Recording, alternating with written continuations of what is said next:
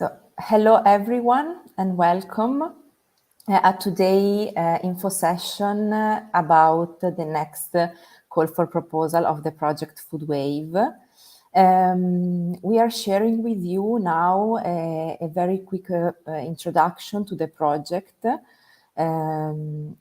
Okay, Francesca, if you can help me share the slides, please. Perfect, thank you very much. Since today, again, I will present to you the third call for proposal of the Food Wave project. So first of all, as a general introduction, if you don't know yet what Food Wave is about, Food Wave is a EU-funded project that aims to create awareness on sustainable ways to produce and consume food. It aims to do so by activating young people in their cities in order to enable them to influence institutional decision. So that's why the aim of Food Wave is to help young people to lead the change for a more sustainable global food system.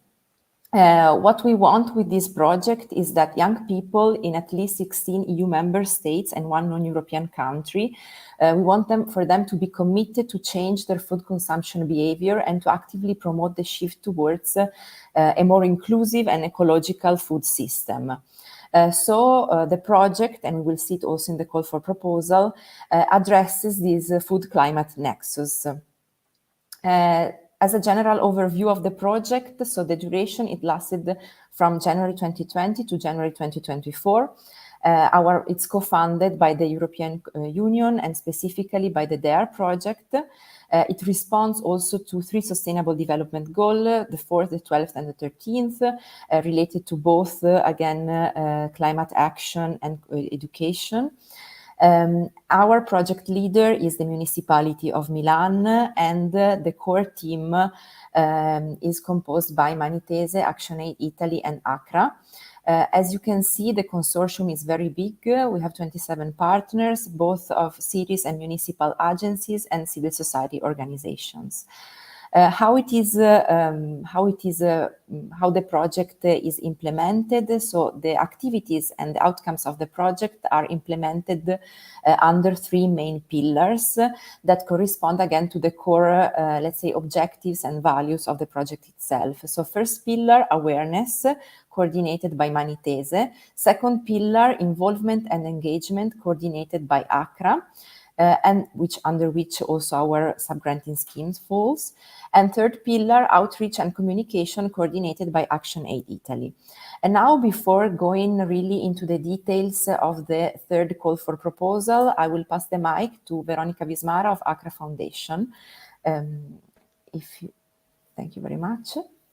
Thank you, Valeria, for this brief introduction, and welcome everybody to this Q&A and info session on the third call for proposal of our Food Wave project. My name is Veronica Vismara. I work for ACRA. ACRA is an NGO based in Milan that works for international cooperation and global citizenship education. And as Valeria said, we are coordinating the pillar relating to involvement and engagement, and specifically youth engagement. This call for proposal and the sub-granting scheme falls under this pillar because we really do believe that one of the core areas of the Food Wave project is youth engagement, and also the connection between the civil society and civil society organizations and local authorities and municipalities. Food Wave project is a huge consortium that brings together civil society organizations and local municipalities all over Europe and Brazil in order to really make a change that comes from the society, but also from local authorities in order to develop more sustainable food systems. We do believe in this dialogue, and therefore this call for proposal really falls under this great objective, which we have been trying to reach through different activities and different steps. We have a huge network of activists that are currently working for more sustainable food systems and for a systemic change within their municipalities and their communities. We are talking about more than 500 trained activists all over Europe and Brazil. And in addition, we have a focus on what we call underprivileged youth and underprivileged communities. And therefore, those communities and those youth that are normally not engaged in those kind of processes and in the fight against climate change, but that they live throughout their whole life and throughout their professional or educational development. Different partners have been implementing different kind of activities, and of course it is really hard to give an overview of the activities that people can bring forward within this project. But just to give you an idea of the activities that can be presented and that have been presented throughout these years, we can discuss, for example, about the involvement of schools and schools canteens, and therefore the focus on sustainable food and local sourcing of food throughout school canteens. On the other side, we can also see, for example, the involvement of activists in universities, opening up pop-up cafes and discussing vegan and vegetarian diets with their peers. Or we can even look at the creation of new points for discussion and consumption of food in the cities. For example, in Almere, we have seen as one of the example a sustainable community canteen that offers sustainable food and vegan and vegetarian diets for a low budget. All of these is just some of the examples that I can bring to you.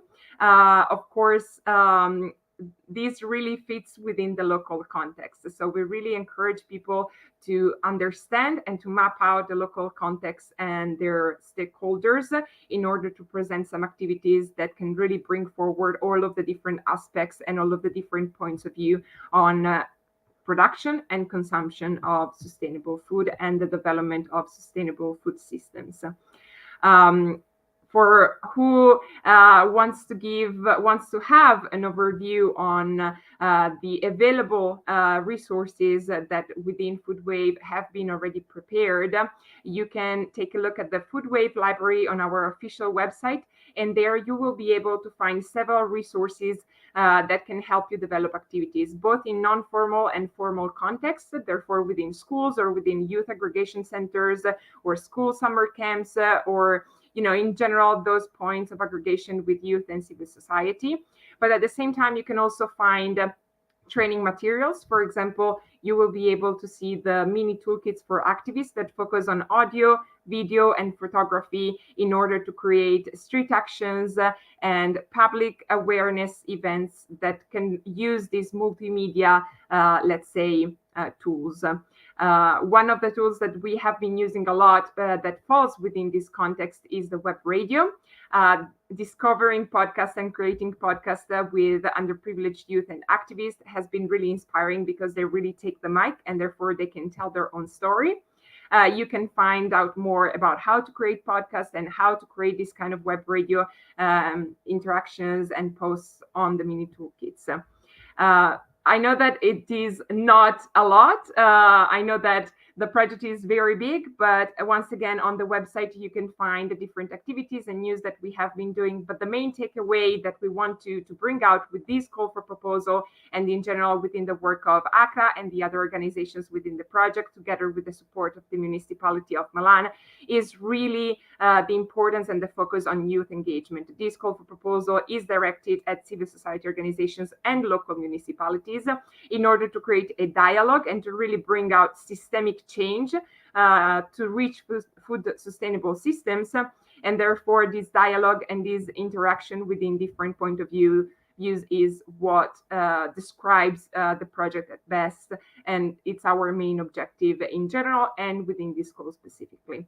So I will leave the floor back to Valeria, who will be getting a little bit deeper into the discussion of the call and how it will work. And thank you for having me here. And I hope that we will receive many proposals that we can discuss and of which we can see the impact also at international level. Thank you very much, Veronica. Thank you very much. Now we will go back to the presentation. And as Veronica was saying, I will introduce to you the third call for proposal. And we really hope this could be of interest to you, and we really encourage to participate. So first of all, again, as I was saying before, this call for proposal is organized within this Food Wave project that has a huge impact and aims to have to involve, in order to have this pan-European impact, to involve smaller youth organizations and local authorities that are interested to support the action of the Food Wave project, but might lack the necessary means to do so. And here it's where the call for proposals enters into action. In fact, the objective is for it to support grassroots initiatives and street action in the field of the nexus between food and climate change and climate-friendly food consumption behaviors. As I was saying, this is the third year we launched this call. The first year, we funded 21 projects, and we funded 21 projects carried out by civil society organizations and youth groups. Last year, we funded 16 projects granted that were carried out by local authorities. And this year, we aim to fund at least 5 projects granted that we want to grant to for these joint initiatives presented by small partnerships of local authorities, civil society organizations, and youth associations. This is, again, a general overview just to show you what happened in the past 2 years. As I was saying, we selected 21 proposals in 2021 that involved 13 countries, Belgium, Bulgaria, Croatia, France, Hungary, Netherlands, Poland, Italy, Portugal, Romania, Slovenia, Spain, and Sweden. And again, last year, we funded 16 projects that involved 9 countries. And as you see, it was directed towards municipalities and cities. And the projects we funded were set in Hungary, Greece, France, Spain, Italy, Portugal, Slovenia, Belgium, and Netherlands. I stress the diversity of the countries as to show you also the importance for the project to have, again, this pan-European impact and this geographical balance. Sorry. In the implementation of the project funded by this call for proposal. Now, again, let's go to this year's call for proposal that we've just launched. Just to give you a quick overview, as I was saying, and we will further see it in a few minutes, the eligible entities are small partnerships, so small networks of local authorities, civil society organizations, and youth association. Again, the thematic focus is nexus between food and climate change. The target group is young people among 15 and 35 years old. And the grant we will fund, and this we will see it again better in a couple of minutes, up to the 75% of the total action, up to a maximum of 11,250 euros in total. As for the thematic focus, as you saw, you know now the importance of this thematic for the Food Wave project, and it is important that this small action fall under the thematics that are relevant for the DARE program that funds this project, the Sustainable Development Goals, and also the Milan Urban Food Policy Pact. In fact, for example, related to this food and climate nexus, we have some examples here. Your action can tackle the topic of the fight against food waste, for example, or carry out, initiatives about local alternative food systems involving local producer, territorial markets. Your action can tackle the topic of sustainable diets in order to reduce the impact on the planet. But also you can discuss again the fight against climate change. You can tackle education on sustainable food and knowledge sharing and dissemination. So you can see that this topic can be, let's say, carried out in various ways. But the important is that, again, there is this the stress on this nexus between food and climate. Who is eligible for this call? So we have some eligibility criteria that are very important, since we will also do an eligibility check. The applicant must be a legal person and non-profit making. It must be either a local authority, a civil society organization, or a youth association, and must present, as I was saying before, a partnership. The applicant must be legally established in one of the EU member states involved in the food wave project, and we will see in a bit what these member states are. Of course, the partners of the consortium of food wave or their founding members are not eligible. It's important that the association and organization are not in this moment suppliers of the food wave project, or if this project presented is not funded by another ongoing their project. So this is very important, and everything here you can find in the call for proposal. So to go a bit further into these eligible entities, as I was saying, it's important to present a project carried out by a partnership of minimum 2 partners that present, again, a joint proposal. This joint proposal will be presented by a lead partner that can be either a local authority, a civil society organization, or a youth association. I want to stress that it's important that this partnership have different entities with present different entities. That is to say, a partnership should not be composed only of local authorities or only of civil society organizations, but there must be at least one local authority and one either civil society organization or youth association. So this is important to keep in mind.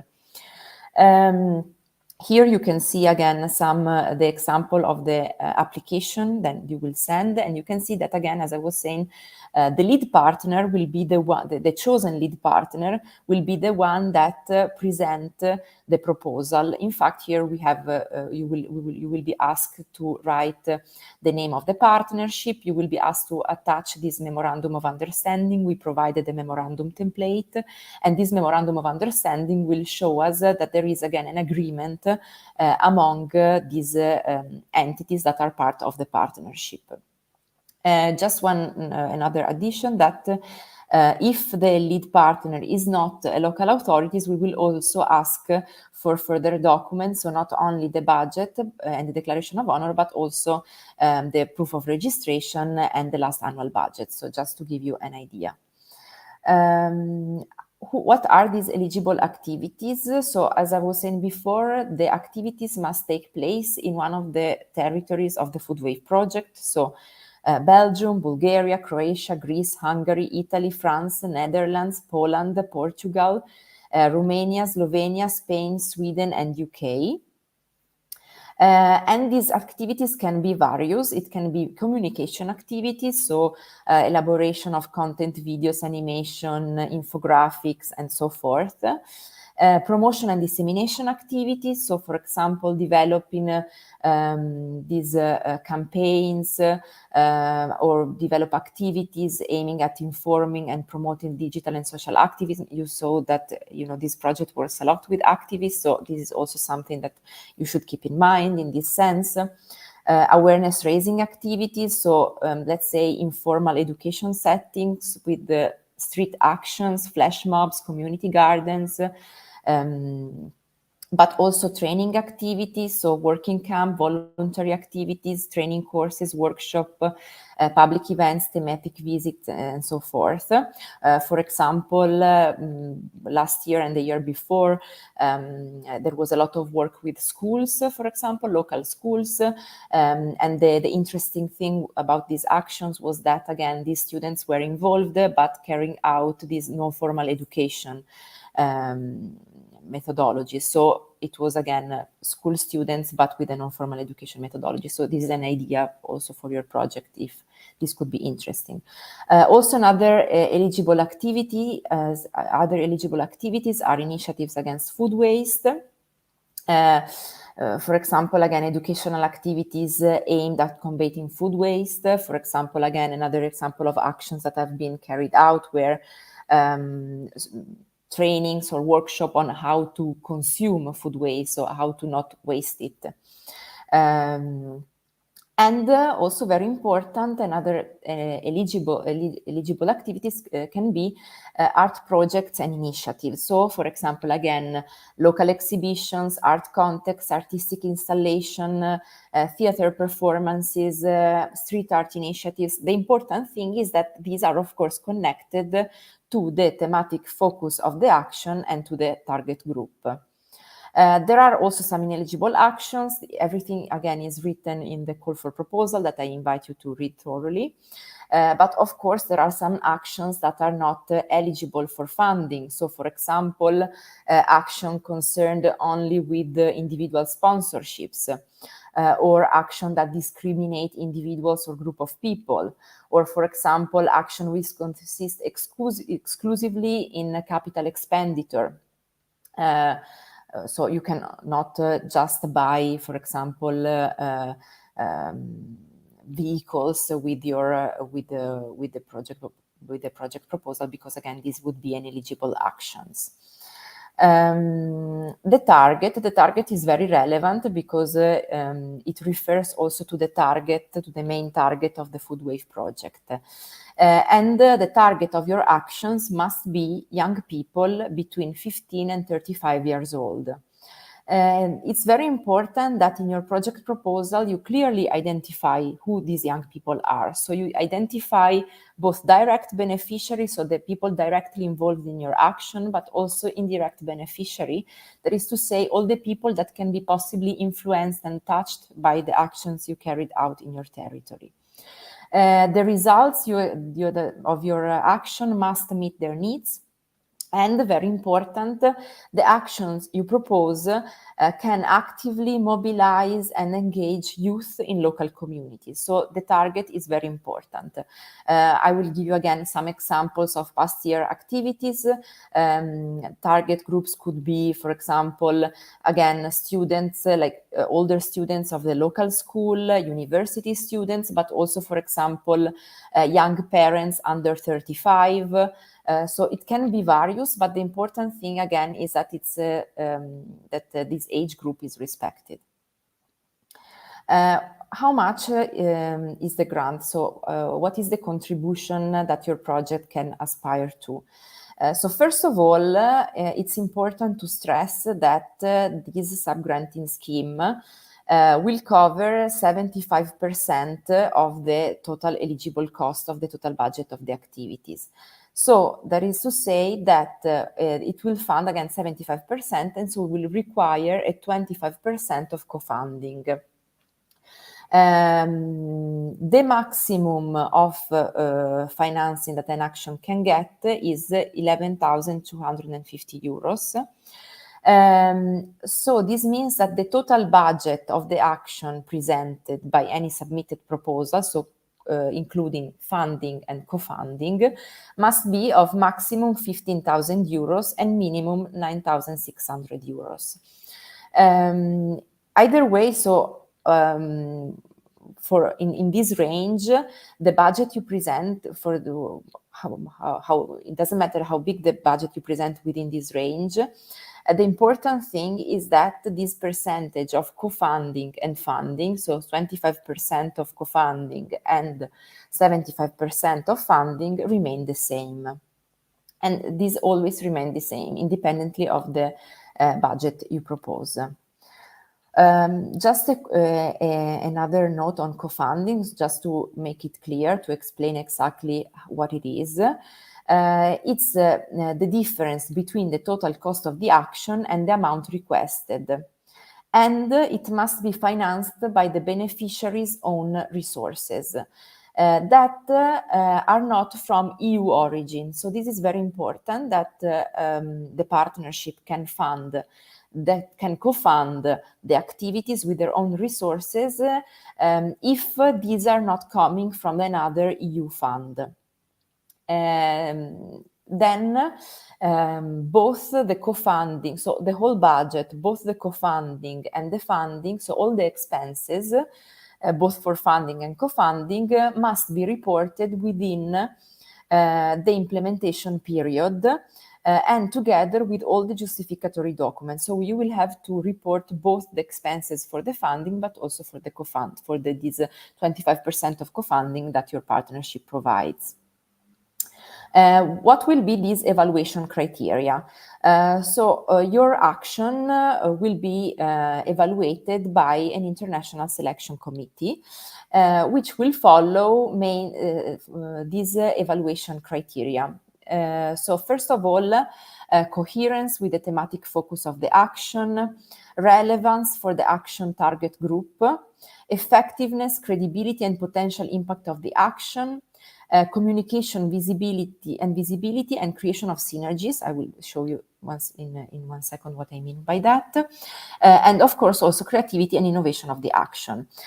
Please refer, while you're writing your proposal, please really refer to these evaluation criteria that are disclosed also in the call for proposals. Again, it's very important that you're really explicit with that, so that the evaluation committee can give you the right points, can assign the right score to your proposal. So please be really explicit. So, for example, I was talking about, the creation of synergies, again, because, for example, with communication, we do not only evaluate how you plan to communicate your project, but also which kind of synergies you want to create. For example, again, with international networks, international days, international events, but also with the Food Wave project itself. So with the partners of the Food Wave project, with the activities of the Food Wave project. So how much you want to connect yourself and your activity with that as well, for example. Another thing that is very important, again, is this effectiveness, credibility, and potential impact of the action. For example, it's relevant for us to see that the consortium, so the organizations that are part of this partnership have an experience on the territory with the young people. For us, it's very important to see, it's fundamental to see that this is not an isolated action, but there is an experience of the consortium on the territory with the involvement of young people. This is very important, and please be explicit when you mention this. Also, something else that I wanted to add is that we will also give, for example, these additional points for projects that have the ability to include a gender dimension in its activities. And also this needs to be explained in the application. So not just, for example, that, just saying, okay, we will respect the gender dimension, but you should also to have these points express how you plan to do that. Another additional point, if you organize the action or one of the actions on World Food Day on the 16th of October, and also this is important, again, with the connection to the Food Wave project.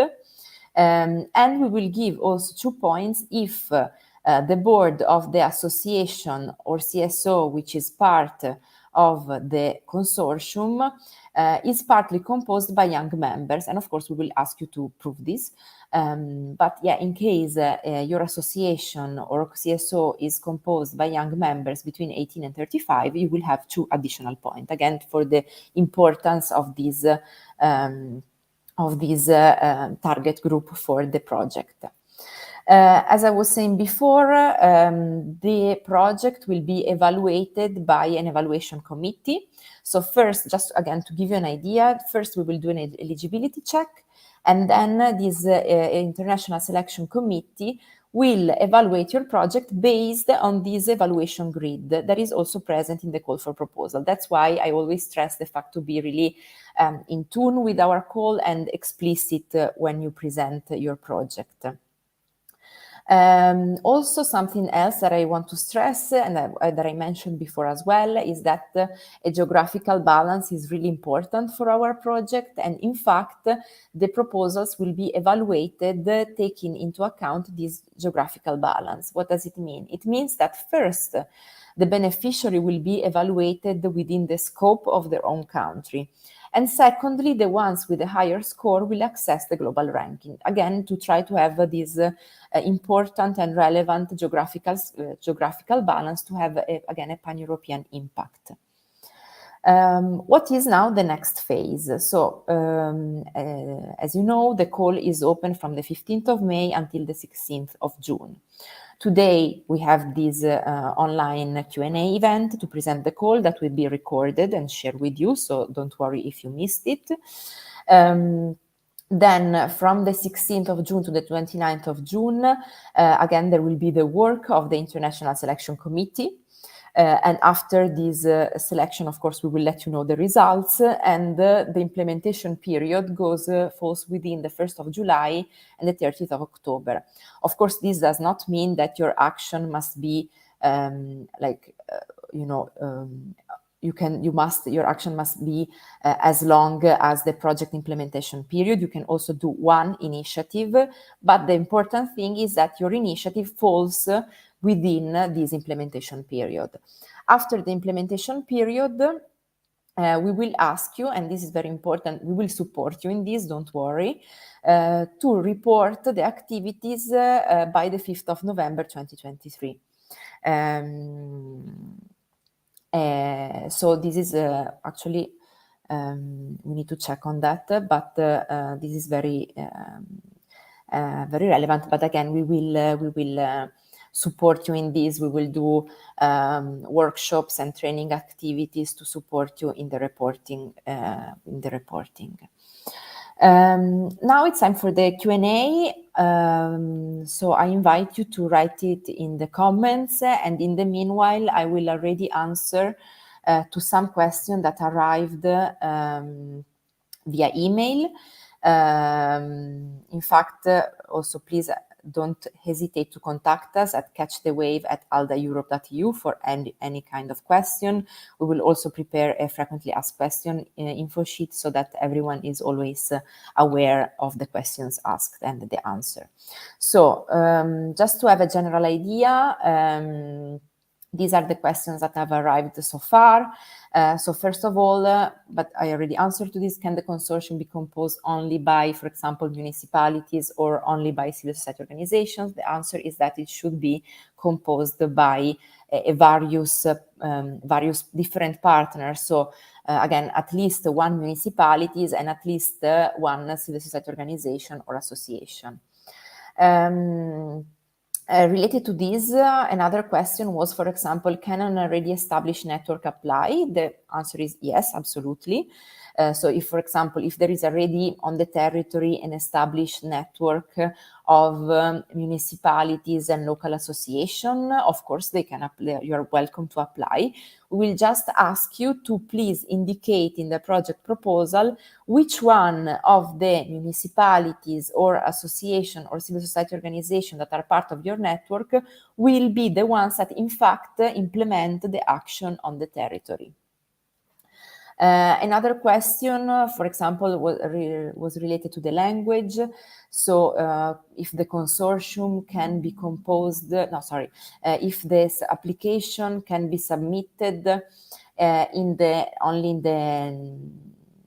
in English, or it can be submitted in the native language, and the answer is that the application must be submitted in English. So no.